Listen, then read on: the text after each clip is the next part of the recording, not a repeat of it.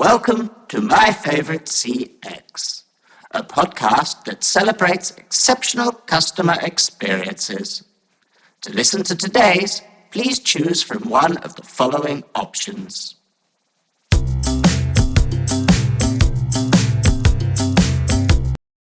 Welcome to My Favorite Customer Experience, the podcast where we talk about awesome customer experiences. I'm joined today by Cindy Slaughter, Marketing Director at Momentum Portfolio. Cindy, welcome to the podcast. Hello, thank you for having me.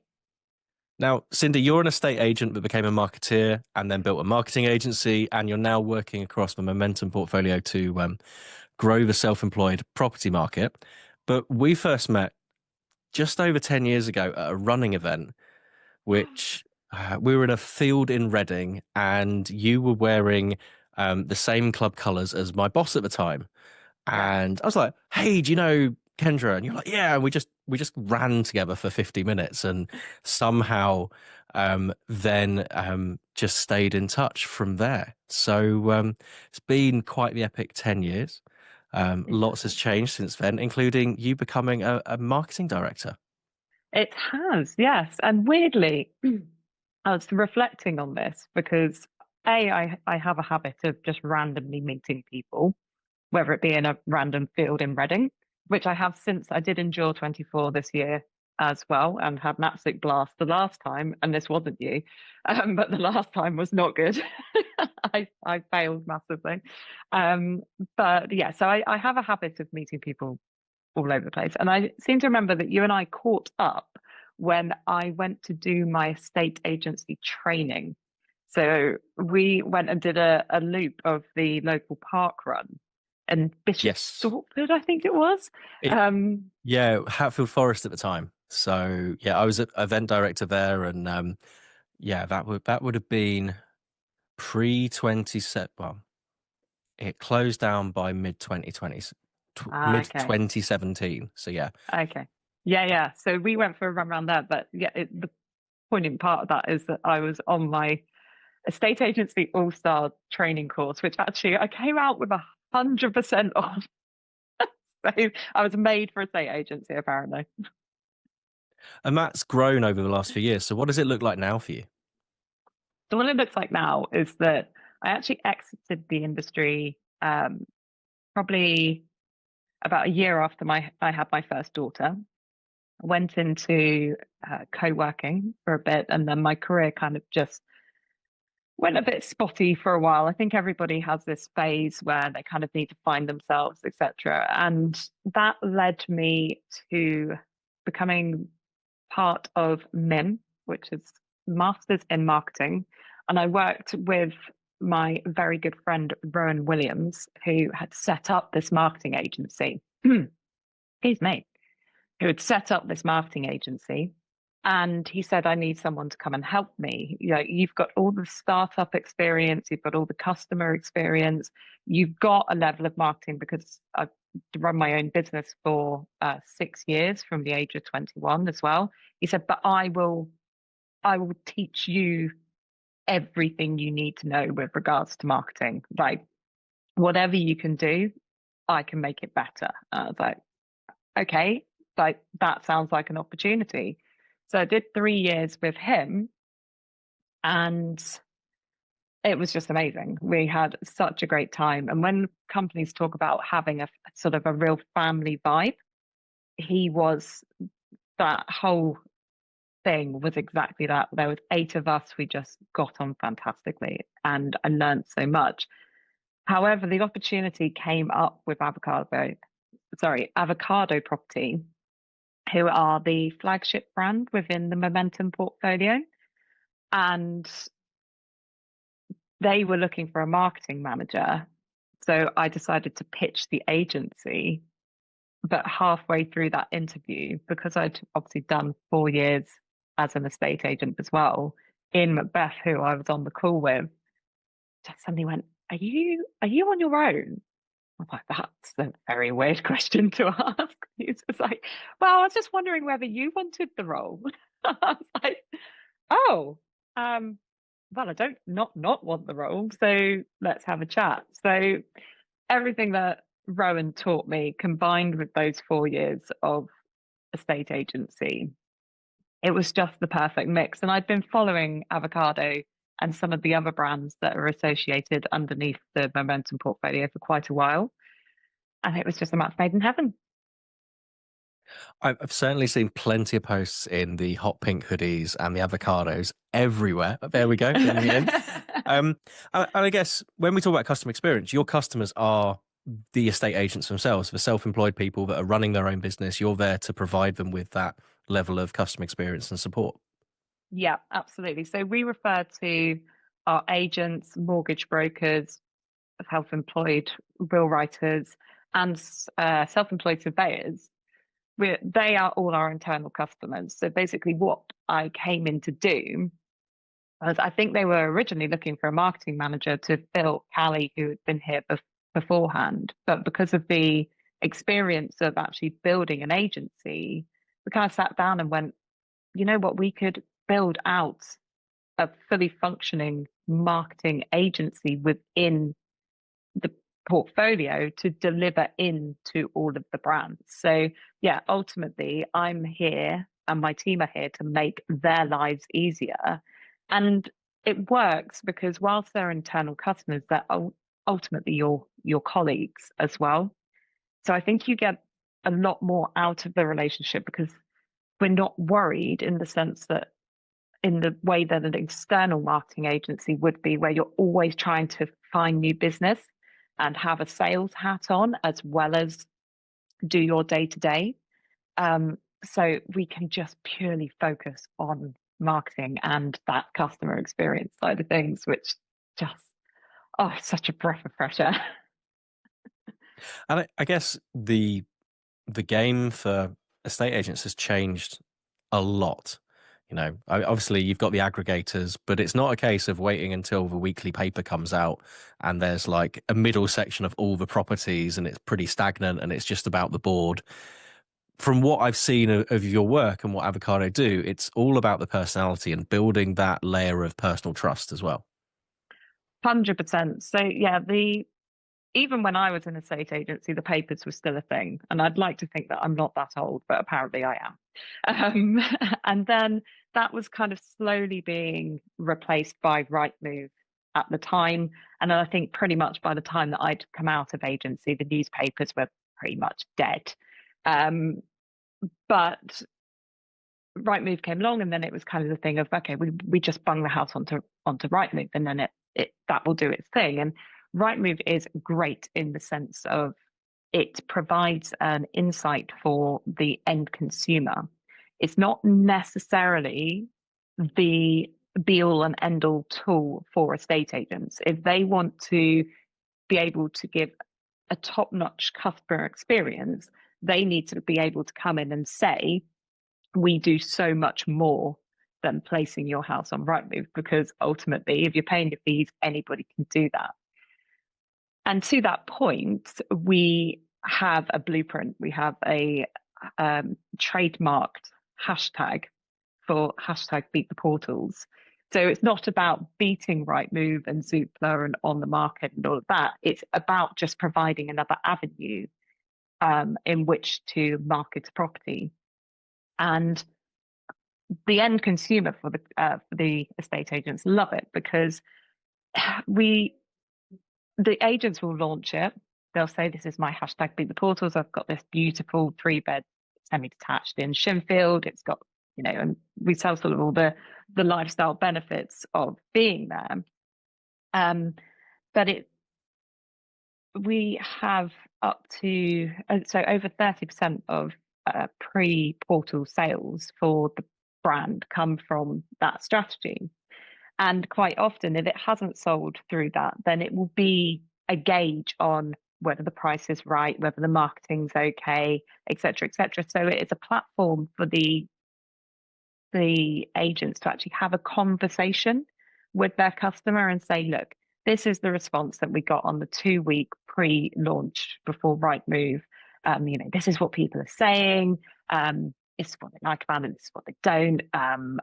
Based on the fact that you wanted to put it on at 550, I really have a very, very strong, not gut feel, but indication by the reaction that it's actually a 520 property.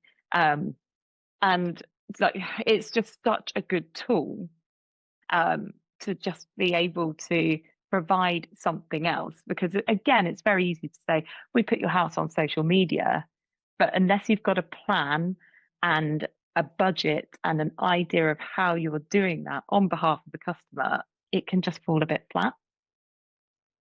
I think it's really interesting because I remember the frustration of trying to sell property quite a few years ago now.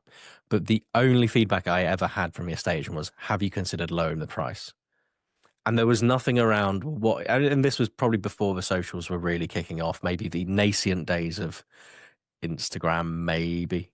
But there was never that thinking outside of the box of, let's go and show, if I'm in Stansted, so it's like, well, let's take a wander around the area, let's go and have a look at a local coffee shop, let's break the format, because when you're on the portals, it's very much, here's some photos, here's a floor plan, here's the square footage. It's templated for a reason, so this gives you the chance for your agents to differentiate. 100%, and that is our USP to the agents when they come on board, is that not only do they have the backing of a fully instated marketing agency, they have the training, the support, the guidance, and even things like we had our group meet this week, and we do that sort of every 60 days where everybody gets into a room and you kind of go through this cycle of new agents come in and you give them all the information, the details, but there's such a lot for them to take on because they're kind of shedding the skin of how they've done agency previously, and they're coming into this new way of working. And that's not just the fact that they're doing it the Avocado way. It's the fact that a lot of them have come from employment to self-employment as well. So it's a complete change of mindset. So they'll come in and you just give them all this information. They go, oh my God, okay. And they start kind of working on things. So inevitably we go through the cycle of maybe every third time we have this thing called the solution seat, and someone will sit in the solution seat and say, how do I get more traction with my marketing? And, the old timers, I say it's a 5-year-old business, but, you've got our Dan and Neil's of Shinfield, for example. These are agents that between them are turning some years between 300,000 and 400,000 as a pair, because of their approach to marketing and because of their approach to customer service off the back of that. And also, they are very selective about who they work with. Not in a knobby way, but in the sense of they will work with people with the properties that they want to sell. So moving families in that very hyper-local area. So they walk to most of their appointments because it's literally on their doorstep. They don't want something the other side of Reading. I mean, that's another Avo agent's patch anyway. But they want to be able to do it in that space and have that community built when people say, who do I use to sell my property or to help me move house? And they go, Dan and Neil of Avocado. And that also, if they're staying within walking distance, it means they're part of that community. So they're also accountable to that community when people have moved in. Oh, absolutely. And you can sense it. You go down their local pub, you pop into the Shinfield Arms. They can't move for people going, hi, Dan, hi, Neil. The landlord's coming over and giving them vouchers to give out on completions. They're like, oh, please make sure that you give these to your customers so they come and use us. And, they're in with the local football team, my old football team, hasten to add. But they're in with the community groups, and they commit to that as well. They become part of it. It's not just we'll bung them some cash. It's we'll turn up and we'll help them promote themselves as well. So it's like you say, they're accountable to their community, which I just think is such a lovely term. And the game is constantly changing with how customers interact. For you, as that, looking at your internal customers, what's the biggest opportunity to create exceptional? What's making you excited moving forward? What's making me excited moving forward is, that is a great question. it's like there's no limit to what we can do. If you've got the right people on the bus and they've got the right mindset and you're all working together, Avocado already has made a storm in this industry, particularly within sort of our probably the southeast, but we are based in Swindon, Solihull, Stevenage, and that's getting further and further and further afield as well. And I think the fact that we are selective about the type of agents that we bring in, even if they're coming from, like I said earlier, that sort of traditional agency background, if they've got the right mindsets, you all know that you're moving together in the right direction. Which means when big changes come up, or things like the budget's due this week, and we're all like, right, in the group meet, how are we as a group approaching this? And everyone went positively, because it's an opportunity, because every other agent, not every other agent, but the majority of agents will likely call the customer and say, suggest a price drop as the first point of contact.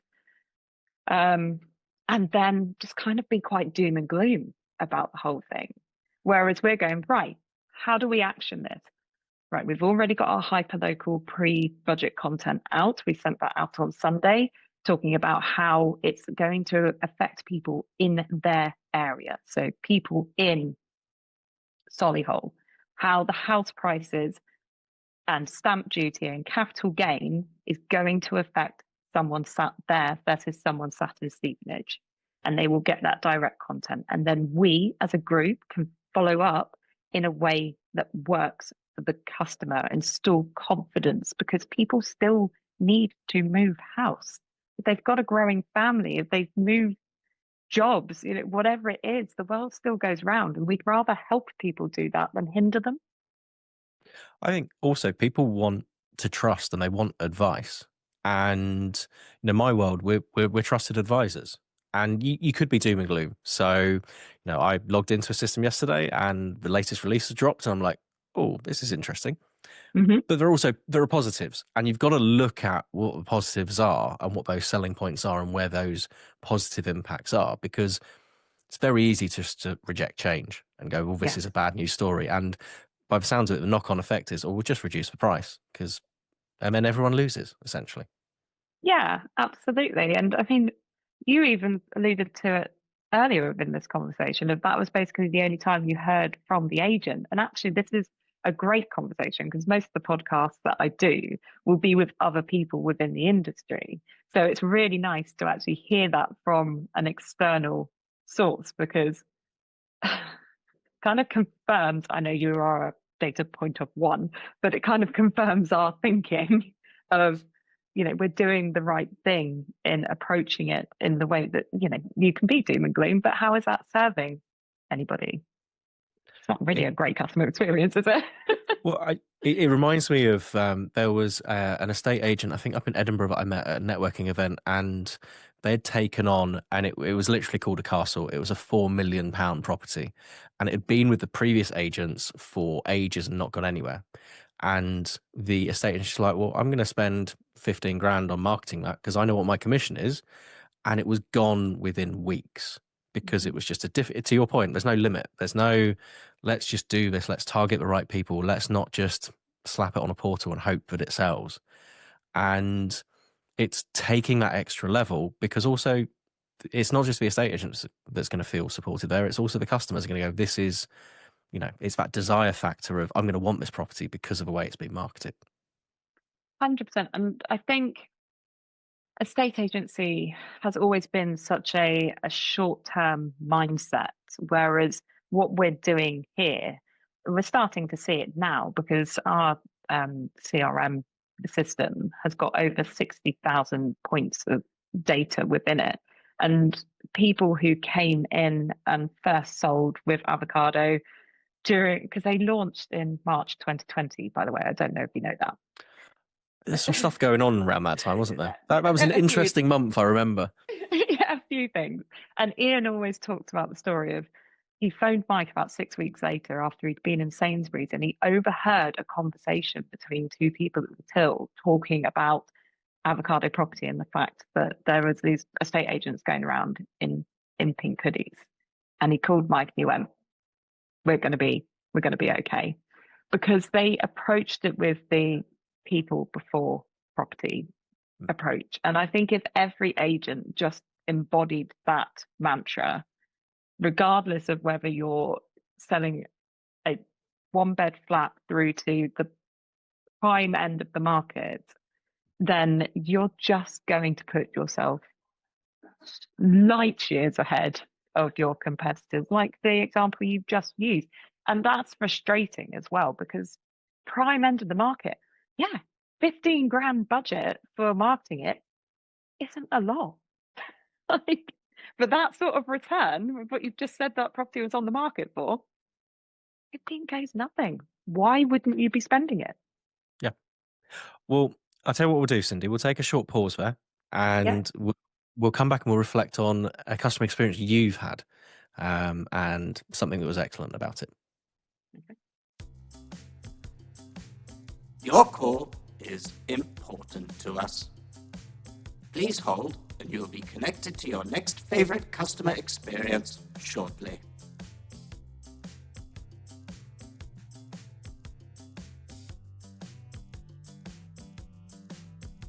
Welcome back to my favorite customer experience. I'm here with Cindy Slaughter, Marketing Director at Momentum Portfolio, and we're going to ask you about one of your favorite customer experiences. So, time to change the lens. Instead of being the customer experience provider, you as a customer.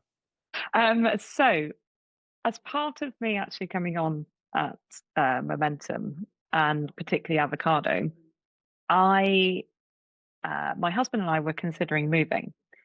And we were considering moving to a different part of the country, and just kind of got hacked off with the local area and just the cost of living down south. He's originally from Stoke-on-Trent. We weren't planning necessarily on going back there, but a move was definitely on the cards. And I used to work with Georgina Patey when I was an estate agent myself at another company. She was in lettings, I was in the sales negotiator side. And I got herself and her business partner, Sarah, over completely uncontested as well. There was just nobody else that I was going to use. And I have some very, very good friends in the industry. Sorry, Scott Marlin. But I did phone him and say, I'm going to go with Georgina and Sarah. Is that okay? And he's like, yeah, that's absolutely fine.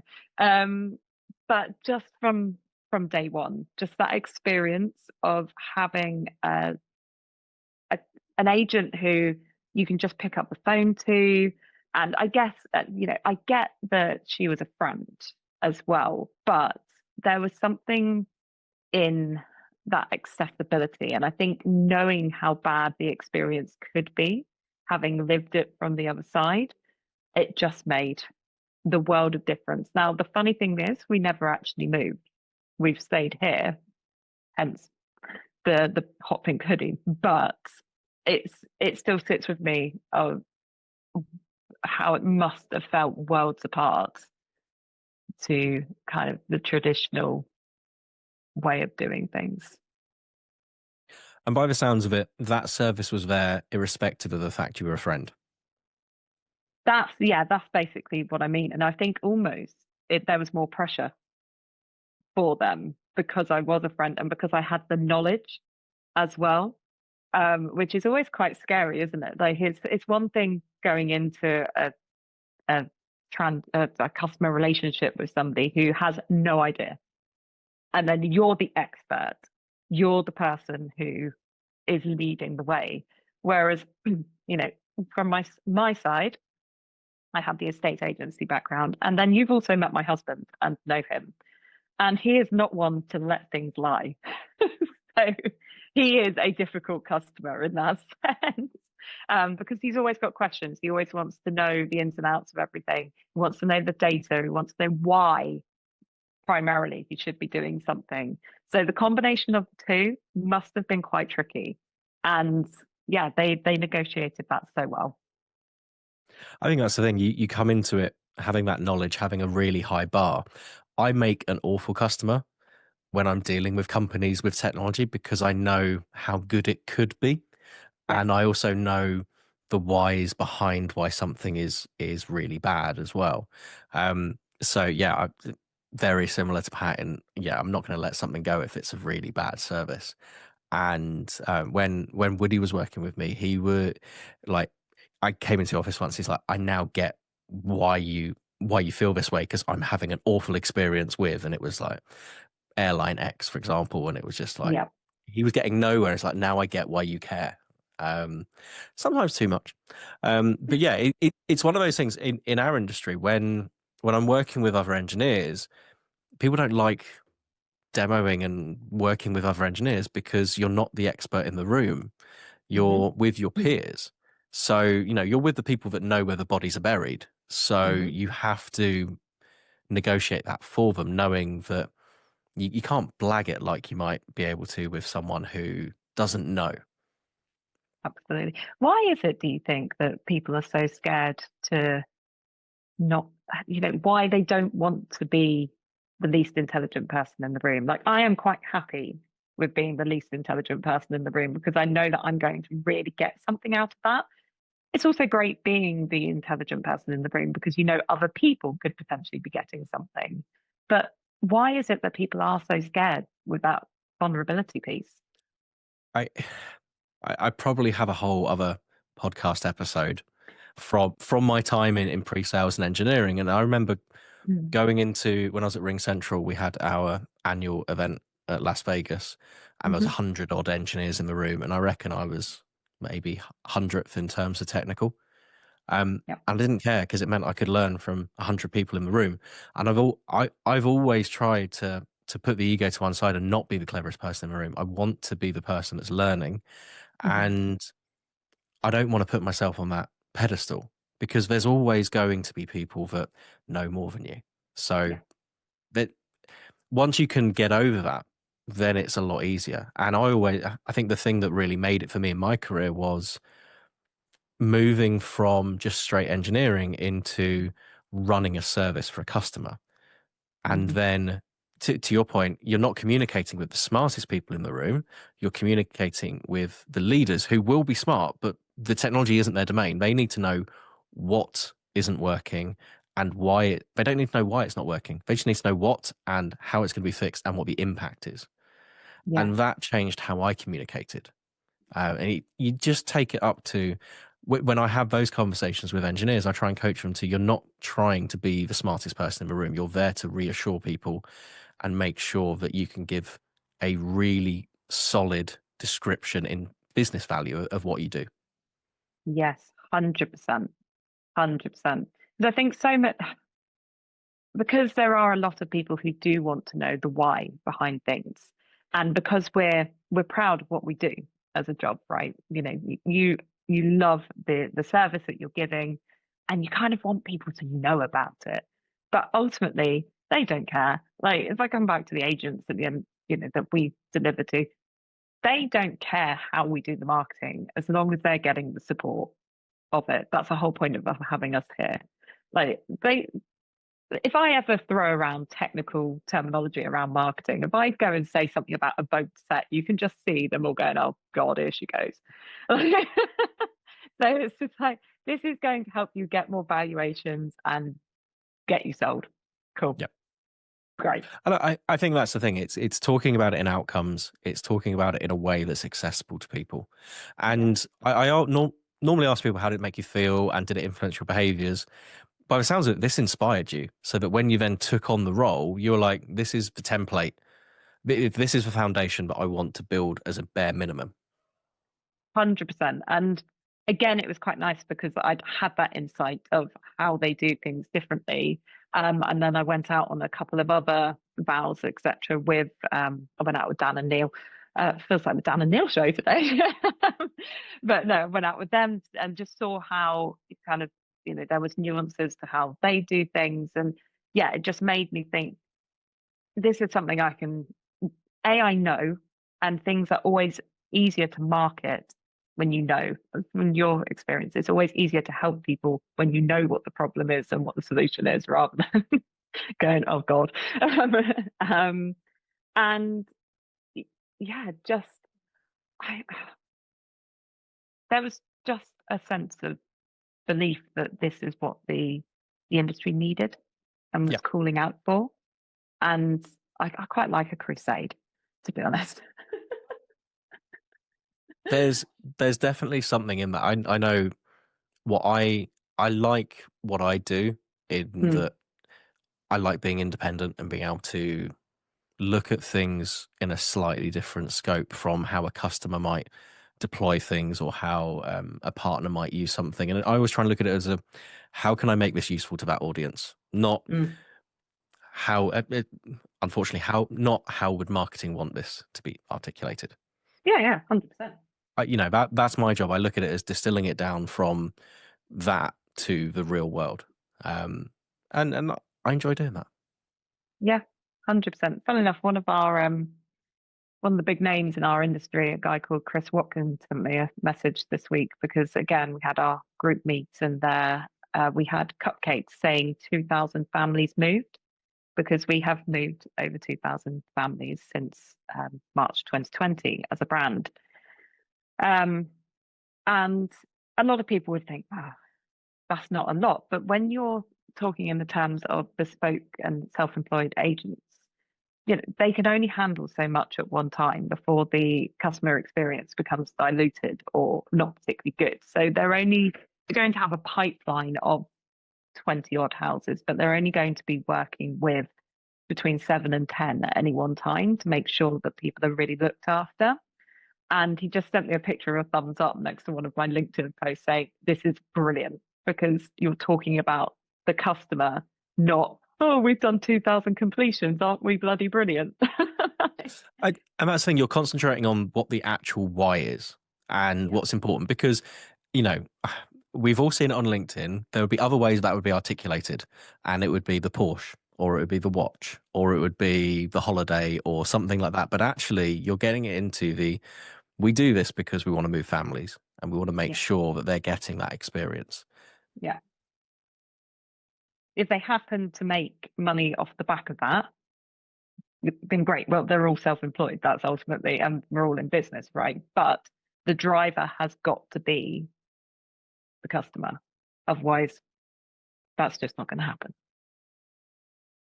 Well, Cindy, if people want to learn more about Momentum or Avocado, where can they go? So I'd say the best people to follow, if you want to know more about Avocado, would be Ian Macbeth and Mike Robson. You can find both of those on LinkedIn. We're prolific across socials, so Instagram, Facebook, and LinkedIn as well. There's obviously the website if you're an end consumer who's looking to use the agents, but also if there happens to be any estate agents listening to this, by all means, give us a drop us a line as well.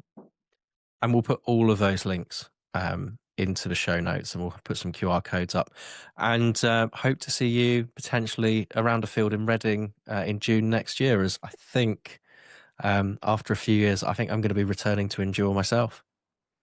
Well, I've already got part of the group, so we are going to be there. You will meet Ian Macbeth as well, co-founder of Avocado, because he is a massive ultra runner. In fact, we're all going for a run in a couple of hours. So yeah, there's a happy Friday run club from the office. Well, wrap up warm today, because it has definitely turned Baltic here in the UK. Cindy, thank you very, very much for joining My Favourite Customer Experience. Thank you very, very much for having me. And thanks for listening, folks. Catch us again in a couple of weeks' time. Thank you for listening to My Favorite CX. Your listenership is important to us. On your keypad, please press a number between 1 and 5 to rank how much you've enjoyed your experience.